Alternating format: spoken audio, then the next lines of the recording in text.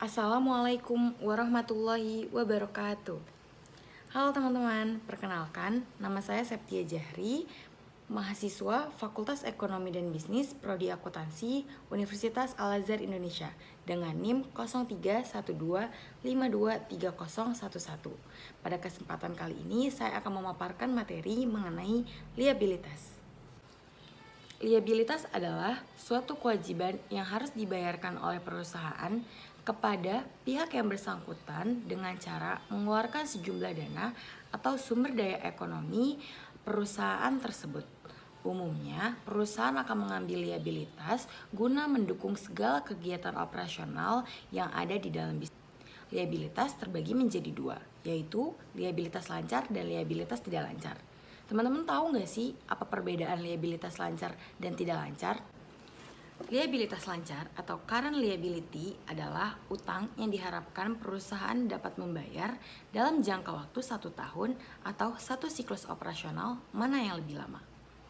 Utang yang tidak memenuhi kriteria ini diklasifikasikan sebagai liabilitas tidak lancar. Sebagian besar perusahaan membayar liabilitas lancarnya menggunakan aset lancar, bukan dengan menambah liabilitas lainnya. Lalu perbedaannya dengan liabilitas tidak lancar itu apa? Liabilitas tidak lancar atau non-current liability adalah kewajiban yang diharapkan perusahaan dapat membayar setelah 1 tahun. Sementara pemberi pinjaman terutama memperhatikan likuiditas jangka pendek dan jumlah kewajiban lancar. Investor jangka panjang menggunakan kewajiban non-lancar untuk mengukur apakah perusahaan menggunakan leverage-nya yang berlebihan. Semakin stabil arus kas perusahaan, semakin banyak utang yang dapat ditanggungnya tanpa meningkatkan resiko gagal bayar. Selanjutnya, mari kita bahas mengenai 4 contoh liabilitas lancar. Kita bergerak ke nomor 1, ada wesel bayar. Perusahaan mencatat kewajiban berupa wesel tertulis sebagai wesel bayar atau notes payable. Wesel bayar biasanya digunakan sebagai pengganti utang karena memberikan bukti resmi kewajiban kepada pemberi pinjaman jika suatu saat diperlukan bantuan hukum untuk menagih hutang. Wesel dikeluarkan untuk berbagai periode waktu yang berbeda-beda. Wesel yang jatuh tempo dalam jangka waktu 1 tahun dari tanggal laporan posisi keuangan diklasifikasikan sebagai liabilitas lancar. Perusahaan biasanya menerbitkan wesel bayar untuk memenuhi kebutuhan pendanaan jangka pendeknya. Wesel bayar biasanya mengharuskan peminjam untuk membayar bunga. Selanjutnya, contoh liabilitas lancar yang kedua yaitu utang pajak penjualan. Sebagai konsumen, kita tentu tahu saat kita berbelanja atau membeli produk di toko retail, biasanya produk kita dikenakan pajak penjualan atau di Indonesia sering kita kenal sebagai pajak pertambahan nilai atau PPN. Perusahaan penjualan memungut pajak dari pelanggan saat penjualan terjadi. Secara berkala atau sebulan sekali, penjual akan menyetorkan pajak yang telah dipungut tersebut ke kas negara dan laporannya diserahkan ke kantor pelayanan pajak setempat. Berdasarkan sebagian besar undang-undang pajak penjualan di berbagai negara, perusahaan penjual harus memisahkan antara pendapatan penjualan dan pendapatan pajak penjualan. Perusahaan kemudian menggunakan nominal yang tertera di mesin kasirnya untuk mengkredit pendapatan penjualan dan utang pajak penjualan. Ketika perusahaan menyetorkan pajak ke kas negara, perusahaan tersebut mendebit utang pajak penjualan dan mengkredit kas. Perusahaan tidak melaporkan pajak penjualan sebagai beban karena perusahaan hanya meneruskan pajak yang dibayarkan pelanggan kepada pemerintah. Dengan demikian, perusahaan hanya berperan sebagai wajib pungut dari kantor pajak. Contoh liabilitas lancar yang selanjutnya adalah pendapatan diterima di muka.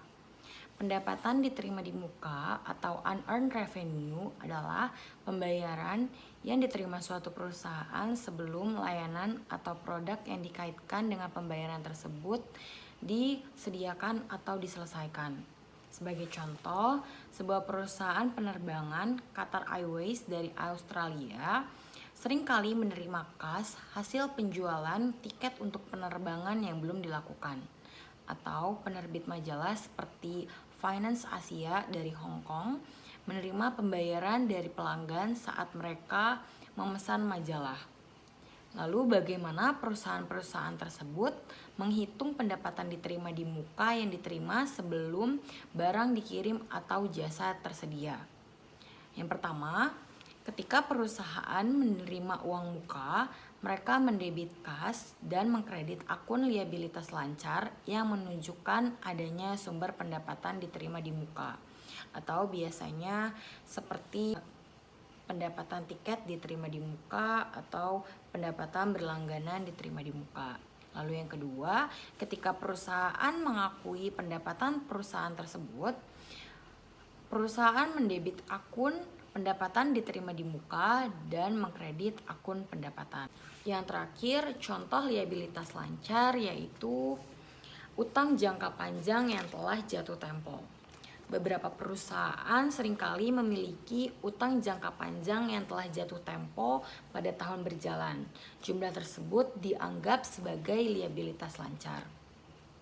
Sebagai contoh, Wendy Construction menerbitkan wesel berbunga 5 tahun senilai 25.000 US dollar pada tanggal 1 Januari 2013. Wesel buyer tersebut menyebutkan bahwa setiap tanggal 1 Januari mulai 1 Januari 2014, Wendy Construction harus membayar sejumlah 5.000 US dollar. Ketika perusahaan membuat laporan keuangan pada tanggal 31 Desember 2013, perusahaan tersebut harus melaporkan 5.000 US dollar sebagai liabilitas lancarnya dan 20.000 US dollar sebagai liabilitas tidak lancarnya.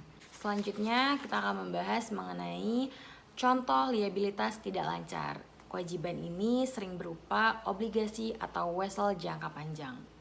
Teman-teman tahu nggak sih apa itu obligasi atau wesel jangka panjang? Obligasi atau bond adalah suatu bentuk wesel bayar dengan bunga. Untuk mendapatkan modal jangka panjang dalam jumlah besar, manajemen perusahaan biasanya harus memutuskan apakah akan menerbitkan saham biasa atau pendanaan ekuitas atau menerbitkan obligasi.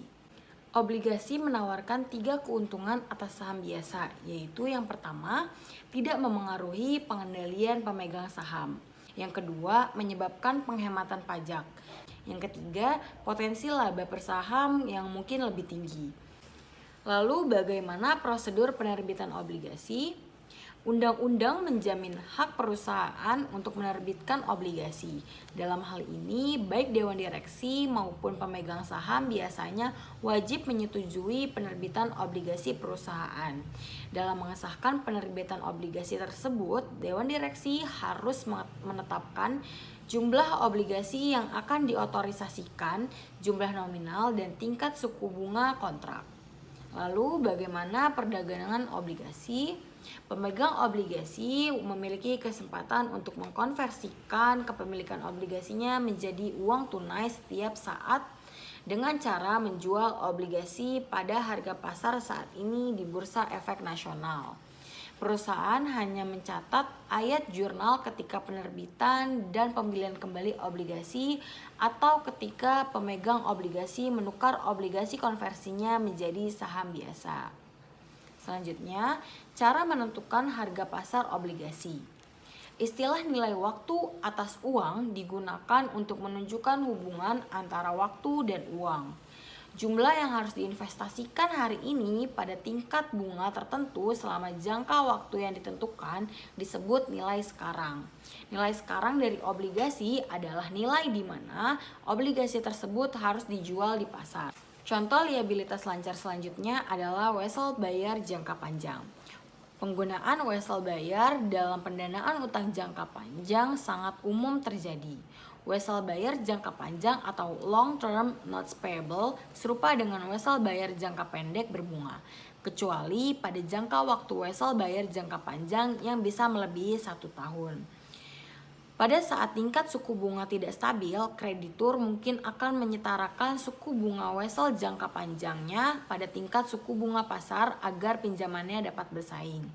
Wesel bayar jangka panjang dapat dijaminkan menggunakan sebuah hipotek atau mortgage atas aset tertentu sebagai jaminan pinjaman.